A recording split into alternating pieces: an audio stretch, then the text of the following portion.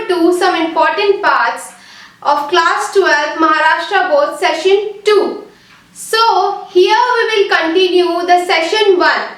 So आपको कुछ याद होगा if you remembered. So please see what is it. तो हमारा सेशन 2 है. It is about okay. Session 1 था हमारा गेमेटोजेनेसिस के बारे में, राइट. गेमेटोजेनेसिस दो पार्ट में डिवाइड है, हमारा स्पर्मेटोजेनेसिस एंड oogenesis. तो स्पर्मेटोजेनेसिस हमने सेशन 1 में ऑलरेडी डिस्कस कर लिया है, राइट.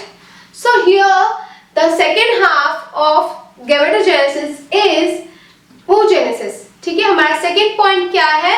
oogenesis, जो हम इस सेशन में डिस्कस करेंगे. So let's get started with this. So हमारा first was oogenesis which is already done and the second is now started. तो हमारा क्या है ये? So here first of all we need to know, हमें क्या पता लगाना है पहले हमें definition चाहिए है ना, meaning and definition. तो देखते हैं क्या है ये. So oogenesis is the process of formation of egg or ovum where the ovum is haploid and is produced by meiotic division. अब इसका मतलब क्या समझा हमने? Let's see. तो oogenesis जो है वो क्या प्रोसेस है, क्या करता है एग्जैक्टली? इट प्रोड्यूसेस ओवम और egg, you can say, right. ठीक है, फॉर्मेशन ऑफ ओवम है ना, बनाता है. So where the ovum is haploid, always remember guys, ovum कोई भी ओवम है या स्पर्म है, ये कौन से इसमें रहता है, कौन से फॉर्म में रहता है? It is always in haploid form. Haploid का मतलब है सिंगल फॉर्म. ठीक है, सिंगल मतलब ये सिंगल जीन कैरी करता है. ओके, वेदर इट इज, जैसे आपको एक्स एंड वाई पता है, क्रोमोसोम, तो सिंगल क्रोमोसोम कैरी करता है, वेदर इट इज एक्स और whether it is Y. Alright, so here let's see. तो हमारा ये क्या है? And is produced by meiotic division. अब ये किससे प्रोड्यूस होता है? इट इज मेनली, मतलब खास बात से ये किससे होता है? ये किससे होता है? कौन से डिवीजन से? Meiotic division. ठीक है, तो मियोसिस और माइटोसिस हमने डिस्कस किया था लास्ट टाइम में, लास्ट वाले सेशन में. तो अभी फिर से एक बार रिकॉल करेंगे क्योंकि इधर भी इसका काम सेम है. सो यहाँ पे हमारा ये जो oogenesis है ये होता कहाँ है exactly? It is located in ovaries. कहाँ होता है ये? ओवरीज में, राइट.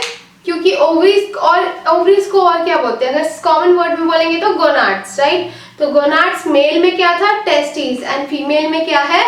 ओवरीज. ऑलराइट, तो ये हो गया हमारा डेफिनेशन. मीनिंग समझ में आ गया, कहाँ होता है ये भी समझ में आ गया. ठीक है, अब देखते हैं कि what are the steps involve, मतलब कैसे होता है. ठीक है, चलो let's start with this. It also involves 3 phases. मतलब ये भी, मतलब oogenesis जो है उसमें भी 3 फेजेस है. जैसे स्पर्मेटोजेनेसिस में थे सेशन 1 वाले वीडियो में, तो वैसे ही हमारा जैसे स्पर्मेटोजेनेसिस में कौन कौन से फेज थे? Multiplication phase, growth phase and maturation phase, right. So इसमें भी हमारा सेम फेज है, देयर इज नथिंग चेंज ना. हमारा जो मल्टीप्लिकेशन फेज है इट इज सेम, हमारा ग्रोथ फेज है it is doing the work same, मतलब सेम वर्क कर रहा है. और हमारा जो लास्ट मैच्योरेशन फेज है उसमें भी सेम काम हो रहा है. ठीक है, तो ये इजी सा हो जाएगा आपके लिए क्योंकि हमने ऑलरेडी कर रखा है. बट यहाँ डिफरेंस क्या है? यहाँ पे oogenesis हो रहा है, पहले वाले में स्पर्मेटोजेनेसिस हो रहा था. ठीक है, तो स्टार्ट करते हैं स्ट्रक्चर के साथ साथ. देखो कैसे. तो हमारा फर्स्ट फेज क्या है? Multiplication phase, right. तो multiplication phase is about in the embryonic stage of human female.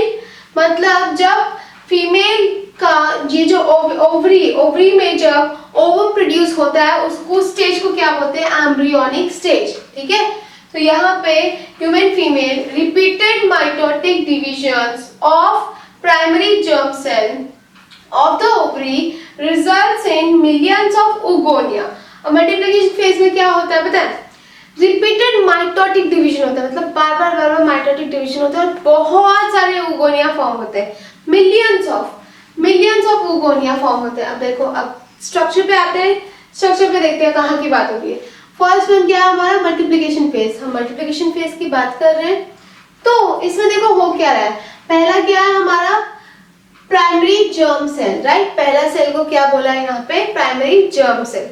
Primary germ cell जो है वो कैसे फॉर्म में है, डिप्लॉयड के फॉर्म में। डिप्लॉयड मतलब डबल, है ना, 2n के फॉर्म में।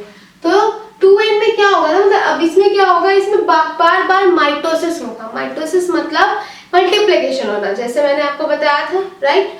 सो माइटोसिस का मतलब याद रखो, it is all the same, multiplication, multiply होना, ठीक है।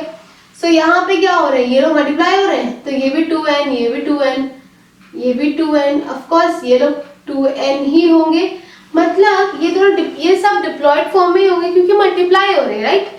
डिवाइड हो रहे होते तो हाँ कम हो रहे होते, समझ में आता, बट यहाँ पे क्या हो रहा है, मल्टीप्लाई हो रहे हैं। So here this is about multiplication phase, ठीक है। और क्या फॉर्म कर रहे हैं, ये बहुत सारे oogonia, ओके।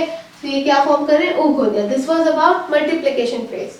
अब आते हैं दूसरे पे, विच इज ग्रोथ फेज। अब देखते हैं ग्रोथ फेज से क्या याद आ रहा है आपको, मतलब याद है कि नहीं, लेट्स सी, ठीक है। सो कुछ याद है कि नहीं, तो देखते हैं। ग्रोथ फेज जो है हमारा, ग्रोथ फेज जो है हमारा, उसमें क्या हो रहा है, some of the oogonia increase in size to become the primary oocyte।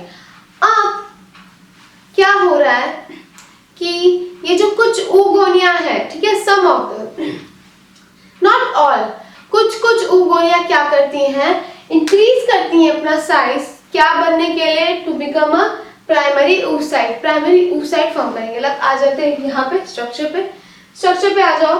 देखो क्या है, ग्रोथ फेज में क्या हो रहा है, यहाँ पे ये डिप्लॉयड, अभी देखो oogonia तो है, उसमें से कोई भी एक ले लो या कुछ भी ले लो, है ना, मतलब इन्होंने क्या बोला है, सम ऑफ द, है ना, तो कोई भी, तो हमने यहाँ पे एक लिया है, right.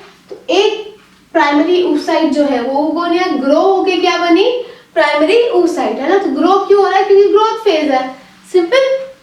Now let's come on the third one, which is the third phase. What is it, maturation phase, okay. तो मैच्योरेशन फेज में देखते हैं क्या हो रहा है, it is the initiated to prior the birth of female baby. तो यहाँ पे ये जो मैच्योरेशन फेज वाला आ रहा है ना, फेज आ रहा है, उसमें क्या होता है ना, इट इज एक्चुअली प्रायोरिटी किसको दी गई है, फीमेल बेबी को। क्यों, क्योंकि female can only produce a female baby, right. So that's why it is initiated to prior the birth of female baby. Alright, ये समझ में आ गया। दूसरे पॉइंट पे जाते हैं, which is meiosis 2 of secondary oocyte is completed only at the time of fertilization। अब यहाँ पे आते हैं, हम स्ट्रक्चर पे आते हैं। स्ट्रक्चर में क्या बोल रहा है देखते हैं। तो हमारे यहाँ meiosis 1 हो रहा था, जिससे क्या फॉर्म हो रहा है, देखो यहाँ पे देखो, प्राइमरी oocyte हुई। प्राइमरी oocyte के बाद क्या होगा ना, मैच्योरेशन फेज में हम एंटर कर रहे हैं। तो प्राइमरी oocyte तो डिप्लॉयड फॉर्म में है ही, 2n के फॉर्म में, ठीक है। अब उनमें क्या होगा, मियोसिस होगा। मियोसिस मतलब डिवाइड करना, मतलब 2n को 1n में कन्वर्ट कर देंगे, सिंगल में। सो 2n को किस में कन्वर्ट कर दिया इन्होंने, 1n में, और हेप्लॉइड जिसको बोलते हैं, और वो किस प्रोसेस से हुआ है, मियोसिस 1 से। तो प्राइमरी oocyte क्या बन गया, प्राइमरी oocyte देखो कितने में कन्वर्ट हुआ, 2 में कन्वर्ट हुआ है। व्हाट इज इट, पहला क्या आया था, सेकेंडरी पोलर बॉडी। ये बड़ा वाला क्या है, secondary polar body, right. And the next one is first polar body, ठीक है। फर्स्ट पोलर बॉडी क्या करती है पता है। अब सेकेंडरी पोलर बॉडी, पहले तो फर्स्ट पोलर बॉडी की बात करते हैं। फर्स्ट पोलर बॉडी जो है हमारी, वो सिर्फ एक सेल प्रोड्यूस कर सकती है, ठीक है। It can not produce egg, ठीक है। तो पोलर बॉडी मतलब एक कॉपी है, हाँ एकदम डिटो कॉपी है, बट थोड़ा सा चेंज है, स्ट्रक्चर में थोड़ा चेंज है, कर हो वही रहा है, बट वो सेल प्रोड्यूस करेगी, वो एग नहीं प्रोड्यूस करेगी, ठीक है। अब ये देखते हैं, फॉर्म नहीं करेगी है। अब ये देखते हैं कि सेकेंडरी पोलर बॉडी क्या कर रही है। सेकेंडरी पोलर बॉडी में फिर से एक बार मियोसिस परफॉर्म होगा in the same maturation phase में, ठीक है। मियोसिस 2 परफॉर्म होगा दोनों में, और क्या बनेगा इससे, सेकेंडरी पोलर बॉडी जो थी उससे क्या बन रहा है हमारा, ओवम। और बाकी का जो बचा हुआ, मतलब एक ये ओवम देता है एंड एक क्या देता है, पोलर बॉडीज। तो एक पोलर बॉडी, और इसकी भी, ये ऑलरेडी पोलर बॉडी थी, तो इनका डाइसेक्शन मतलब इनका जब डिवीजन होगा तो ये ऑलरेडी उसी फॉर्म में रहेगी, है ना। पोलर बॉडी का डिवीजन होगा तो पोलर बॉडीज ही मिलेंगी आपको। ये भी कौन से फॉर्म में है, now it is in a haploid form. Haploid मतलब सिंगल, ठीक है। डिप्लॉइड मतलब 2n, डबल। सो यहाँ पे ओवम हमारा फॉर्म हो गया मैच्योरेशन फेज में। एंड बाकी की क्या बची, रिमेनिंग पोलर बॉडीज। अब रिमेनिंग पोलर बॉडीज क्या होती है पता है, ये अनफंक्शनल होती हैं, ठीक है। बट ये जरूरी क्यों होती है, ये एक्चुअली एग नहीं प्रोड्यूस करती, बट ये जरूरी क्यों होती है, कोई भी यूट्रस में मतलब रिप्रोडक्टिव फीमेल रिप्रोडक्टिव पार्ट में कोई भी प्रॉब्लम या डैमेज होगा ना, तो वो ये रीबिल्ड करने के लिए हेल्प करती है। रीबिल्ड मतलब कि उसको डैमेज को फिल अप करने के लिए, डैमेज मतलब कोई भी खराबी या कुछ भी डैमेज हो गया, खराब हो गया पार्ट, उसको क्या करते हैं, ये बिल्ड करने में, मतलब ये उनको सपोर्ट करते हैं, क्योर करते हैं, ठीक है, ठीक करने में हेल्प करते हैं, क्योर करते हैं। सो दैट्स व्हाई ये इंपॉर्टेंट है। और बाकी क्या बचा अपना, ओवम। ओवम क्या है, ovum is also known as egg, right, exactly egg.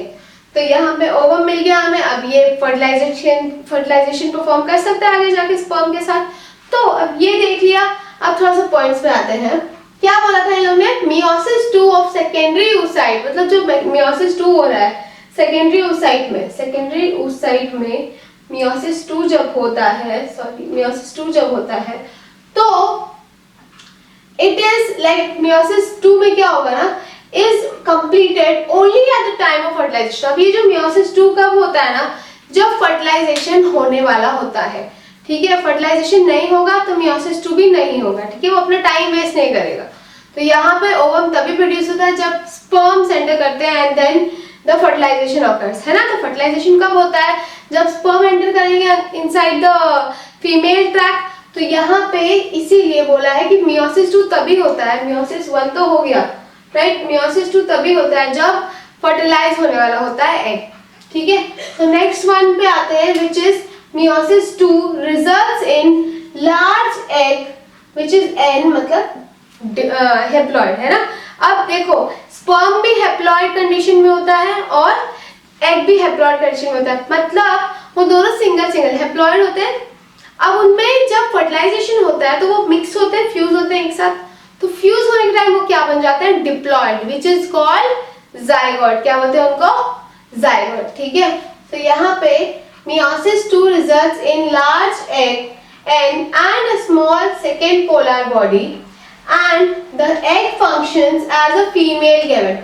अब देखो meiosis 2 में क्या बन रहा है, हमारा एग मिल रहा है, meiosis 2 होने वाली लार्ज एग मिल रहा है, ये वाला पार्ट, राइट। और क्या मिल रही है, सेकेंडरी पोलर बॉडीज भी मिल रही है, ये सारी बॉडीज मिल रही है, जो सेकेंडरी पोलर बॉडी मिल रही and the egg functions as a female gamete. अब ये क्या है, हमारा फीमेल गेमेट हो गया, है ना, एग मतलब female gamete.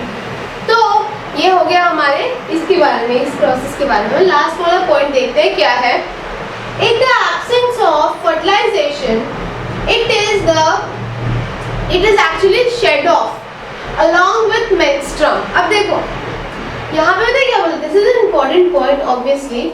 In the absence of fertilization, जब फर्टिलाइजेशन नहीं होने वाली होती है तब क्या होता है पता है, ये जो एग वेग बन रहे हैं ना, ओवम, वो क्या करते हैं, वो मेंस्ट्रुअल साइकिल, मेंस्ट्रुम मतलब मेंस्ट्रुअल साइकिल, मेंस्ट्रुअल साइकिल के थ्रू शेड ऑफ हो जाते हैं। शेड ऑफ का मतलब है निकल जाते हैं, ठीक है, रिलीज हो जाते हैं, बोल सकते हो आप, रिलीज हो जाते हैं। क्योंकि मैंने आपको पहले बताया था कि एग वेट करता है फर्टिलाइजेशन का, स्पर्म का वेट करता है, नहीं होता है जब फर्टिलाइजेशन, तो एग क्या करता है, with the help of menstrual cycle every month release हो जाता है, जो भी एग बने होते हैं वो रिलीज हो जाते हैं, देन न्यू एग बनते हैं। Okay, so this was about it, this was about maturation phase in oogenesis। oogenesis में था। अब हम देखेंगे इसके बाद, जस्ट इसके बाद वाला पॉइंट क्या है, that is a structure of ovum, ठीक है, स्ट्रक्चर ऑफ अनफर्टिलाइज्ड ओवम बोलो या ओवम बोलो, एक ही बात है। तो इसके बाद हम वो देखेंगे, let's go with that. Alright, so let's start with the structure of ovum now. Okay, तो स्टार्ट करते हैं। Look at the structure first. This is structure of unfertilised ovum मतलब एग। तो इसमें क्या है, देखो पहले नेमिंग्स देख लेते हैं, ठीक है। तो दीज आर फॉलिकल सेल्स, ये जो है ना ये सब फॉलिकल सेल्स है। Okay, these are the follicle cells. Now zona pellucida, these are, ये जो है ना, ये ऐसे लाइन लाइन लाइन लाइन है ना, थोड़ा सा आपको वहां पे ये दिखेगा, मतलब स्मूथ नहीं, रफ पार्ट दिखेगा, तो वो क्या है, जोना पेल्यूसिडा, ठीक है। नाम पहले डिस्कस कर लेते हैं, देन मेरे डिस्कस की क्या है वो। फिर नेक्स्ट आता है कोरोना रेडियाटा। कोरोना रेडिएटा, ये जो छोटे छोटे दिख रहे हैं आपको डॉट्स, ये साइड में, ओके, एजेस पे, उनको क्या बोलते हैं? Corona radiata. अब नेक्स्ट पे आते हैं which is perivitelline space. Perivitelline space किसको बोलते हैं? This space, this line, outer covering of this, okay, cell का आउटर कवरिंग, मतलब ये एग का आउटर कवरिंग।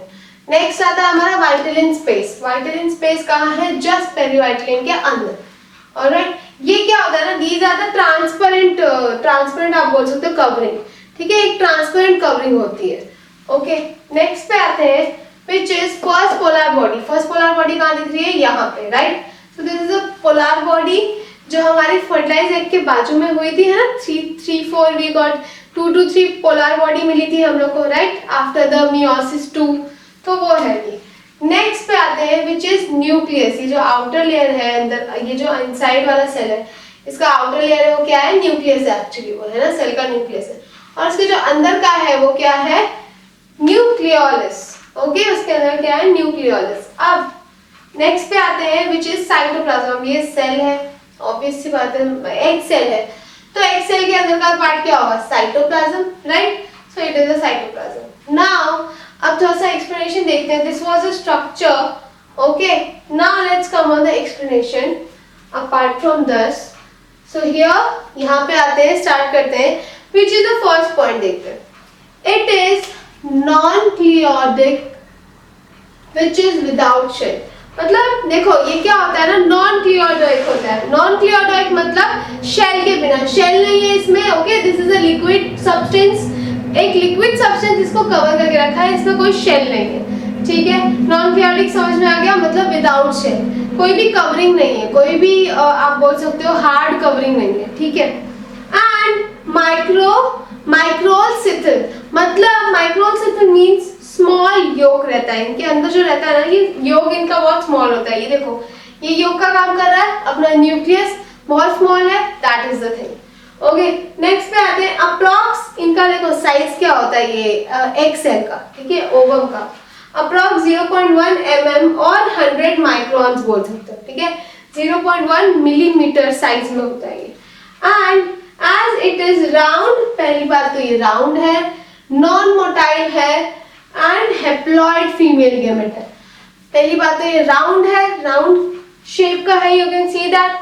नॉन मोटाइल का मतलब है जो मूवमेंट नहीं करता है, ठीक है, जो एक प्लेस से दूसरे प्लेस में मूवमेंट नहीं करता है। अब एग जाता है क्या मेल रिप्रोडक्टिव ट्रैक्ट में?